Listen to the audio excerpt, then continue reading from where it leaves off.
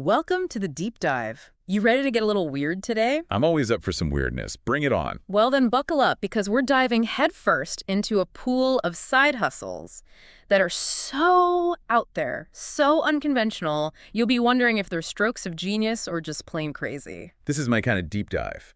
Where are we getting these gems from? We're going behind the scenes of this podcast I found called Decode.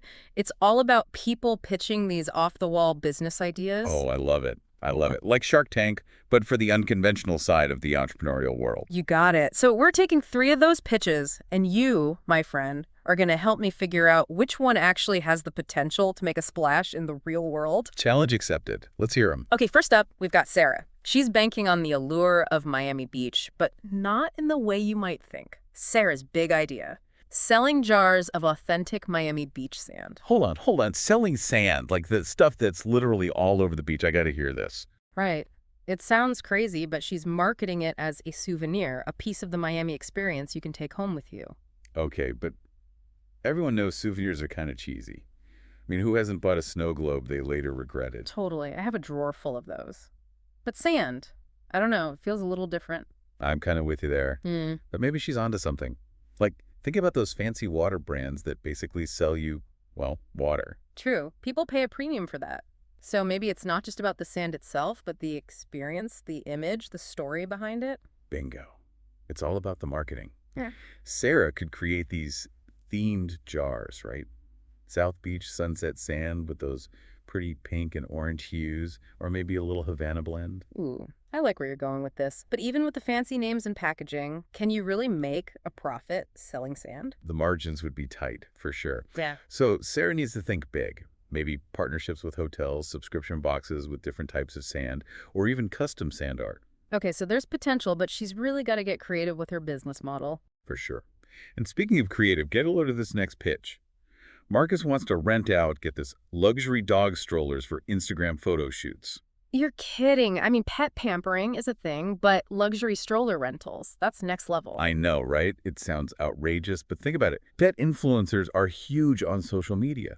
People want that perfect picture of their furry friend living the good life. So Marcus is basically providing the props for the ultimate dog influencer photo shoot, Louis Vuitton for your Labradoodle kind of thing. Exactly. He's tapping into that whole visual storytelling trend. People want to create these envy-inducing images, and a fancy dog stroller definitely ups the ante. So would you pay to rent a designer dog stroller for a photo shoot? Good question. The pet industry is massive. People spend tons of money on their fur babies. It's all about creating that memorable experience. I get it. But wouldn't it be cheaper to just buy one? Not if you only need it for a special occasion, right? Yeah. Plus, this whole sharing economy thing is blowing up. People are more into renting than owning these days. True. Access over ownership. That's the motto. But honestly, do the dogs even care about rolling around in a fancy stroller? That's a good point. Marcus needs to make sure these strollers are actually comfortable and safe for the pups. We don't want any unhappy models on set. Exactly. So there's more to this than just picking out the most stylish stroller. Definitely. Okay, ready for our final pitch? This one's a little more, well, sentimental. Stephanie's idea is to create personalized Spotify playlists for people going through breakups. Ooh, that's interesting. Music can definitely be therapeutic, especially after a heartbreak. We've all been there, drowning our sorrows in those breakup anthems. But making custom playlists for others, not sure about that. Right. But think about the power of music.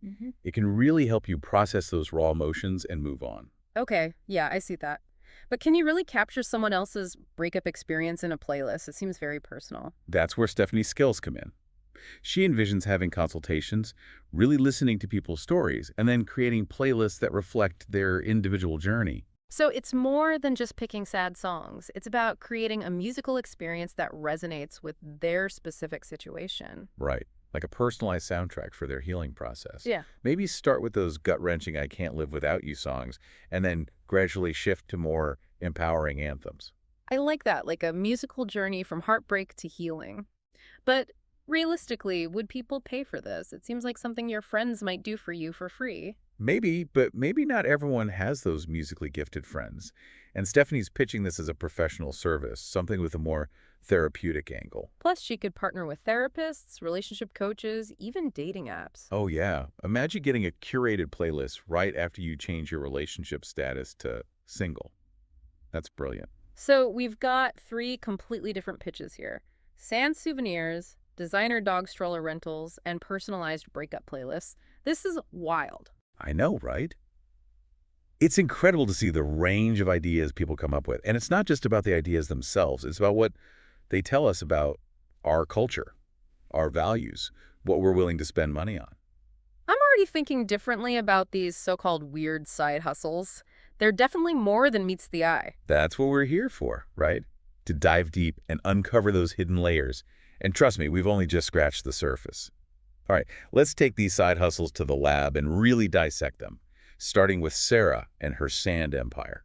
I'm still kind of hung up on the sand thing. It's everywhere, like free. How do you convince people to pay for it? That's the million-dollar question, right? Mhm. She's got to make it more than just sand.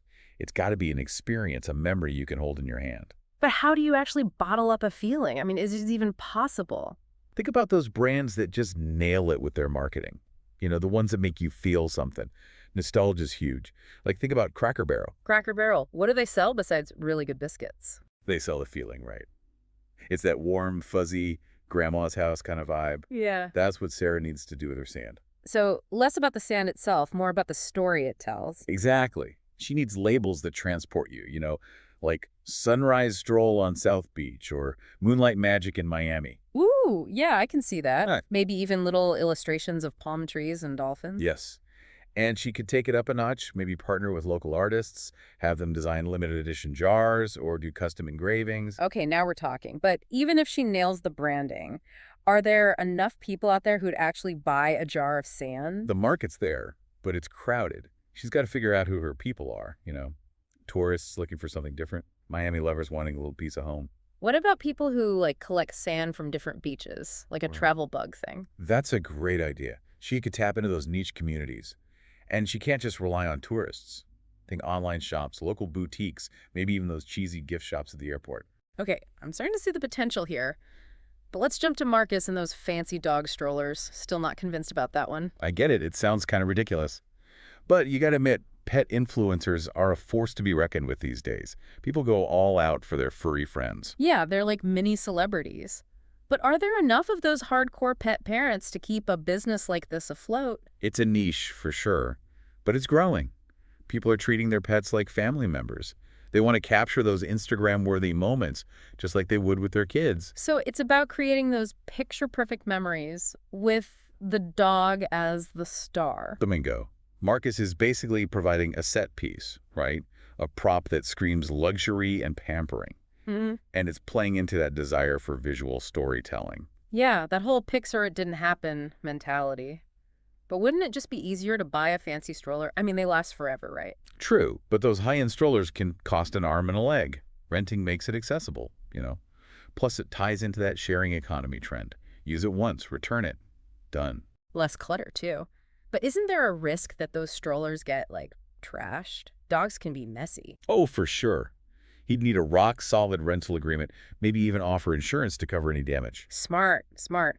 What other hurdles do you think you might face? Competition's going to be fierce. There are already companies renting baby strollers. He needs to find a way to stand out, really cater to the pet-obsessed crowd. And he better make sure those strollers are actually comfy for the dogs, not just stylish. Right. He needs to do his research, pick brands that are safe, well-made, and comfortable. We don't want any pups protesting on set. Okay, so there's more to this than meets the eye. It's not just about buying a few fancy strollers and calling it a day. All right, let's shift gears to Stephanie and her breakup playlists. Now, this one tugs at the heartstrings. Totally. Music's so powerful, right? Yeah. It can really help you get through those tough times, especially heartbreak. It's like having a friend who just gets it. But can you really translate someone else's breakup experience into a playlist? Wouldn't it feel kind of generic? That's where the personal touch comes in. She'd need to have real conversations with her clients, dig deep into their emotions, and then craft a playlist that reflects their unique story. So like a musical therapy session, but with a Spotify playlist as the takeaway. Yeah, something like that. Maybe start with those heart-wrenching ballads, then gradually transition to more uplifting, empowering tracks. Oh, that's good. A musical journey from I'm heartbroken to I'm gonna be okay. Exactly. It's about creating a narrative arc that mirrors their emotional journey. She could even throw in some spoken word pieces or guided meditations for that extra support. She's really thought this through. But I'm stuck on the marketing. How do you reach people who are like actively going through a breakup? Partnerships are key here. Think therapists, relationship coaches, those online support groups, places where people are already seeking help. What about those breakup apps? The ones that like help you get over your ex? Ooh, that's a good one. Mm. Imagine a pop-up on the app, like feeling heartbroken. Get your personalized breakup playlist here. That's smart. Target them right when they're feeling the most vulnerable. Okay, so she's got potential customers, but would they actually pay for this? It's a unique service, right? Not Yeah. something you can easily find anywhere else. And she's not just selling music, she's selling emotional support, guidance, a personalized experience. Okay, I'm seeing the value proposition here. Mm. It's more than just a playlist, it's a tool for healing. And remember, it's all digital. So low overhead costs, she can reach a global audience, and she doesn't have to deal with physical inventory. Lots of potential for growth. Wow, we've gone from sand to dog strollers to breakup playlists. Talk about a diverse portfolio. Right. It's amazing to see the range of ideas out there and how these entrepreneurs are tapping into different trends and needs. And it's not just about the business side. It's about what these ideas say about us, about our culture. Like, what are we willing to pay for? What do we value? Exactly. It's a fascinating reflection of society and how we're constantly evolving. We got one more segment to really dig into that.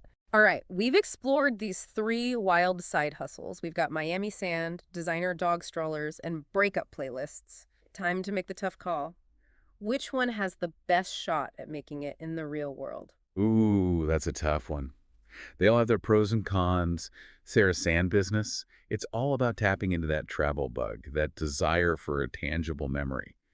But she's up against a lot of competition in the souvenir market, and she really needs to nail the branding to stand out. And then there's Marcus with his luxury dog strollers. He's catering to a very specific type of pet owner, the one who's all about those Instagram-worthy moments. But he's got those high overhead costs to contend with, and he's got to make sure those strollers are actually good for the dogs, not just fashionable. And then we have Stephanie with her personalized breakup playlists. It's such a unique service, and she's tapping into something that's universally relatable: heartbreak. Plus, her overhead is super low, and she can reach a global audience online. Okay, so if you were putting your money on one of these, which one would it be? If I'm looking at scalability, market reach, and that potential for long-term growth, I'd have to go with Stephanie and her breakup playlists. Really? I'm surprised. Tell me more. Well, think about it. Her product's digital, so she can reach anyone, anywhere. No manufacturing, no shipping, no physical inventory to worry about.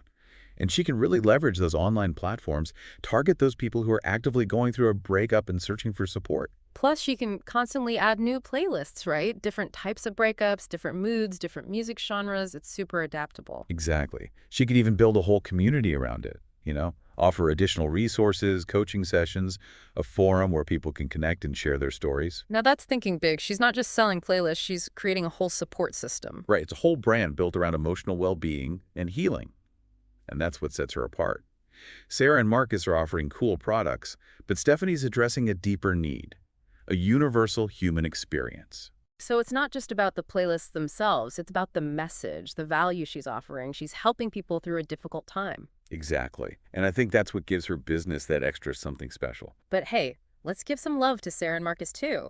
They've got some solid ideas, and with the right strategy, they could definitely find their niche. Oh, absolutely. Sarah Sand souvenirs, those could become like collector's items, especially if she partners with local artists and really emphasizes that unique handmade element. And Marcus could expand his dog stroller business, right?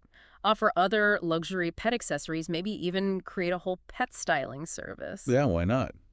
The pet industry's booming. There's room for all kinds of creative ventures. I think what's so cool about all three of these pitches is that they push us to think differently. Like, they remind us that there's always a market for something unique, Right. something that solves a problem or fills a need, even if it seems a little out there at first. Totally. It's about seeing the world with fresh eyes, Yeah. recognizing that potential in the unexpected. Well, this deep dive has definitely opened my eyes. I'm looking at the world of side hustles in a whole new light now. What's the biggest takeaway you hope our listeners walk away with? I hope they feel inspired, like if these folks can come up with these wacky ideas and actually make a go of it, then anything's possible. Yeah, I think sometimes we get stuck in those conventional ways of thinking. This episode's a good reminder to embrace those crazy ideas, to see the potential in the unconventional. And who knows, maybe one of our listeners has the next billion-dollar side hustle brewing in their mind right now. Wouldn't that be something? From sand to dog strollers to breakup playlists, we've covered it all. Thanks for joining us on this wild ride into the world of weird side hustles. It's been a blast. Until next time, keep dreaming big and thinking outside the box. And remember, sometimes the weirdest ideas turn out to be the most brilliant.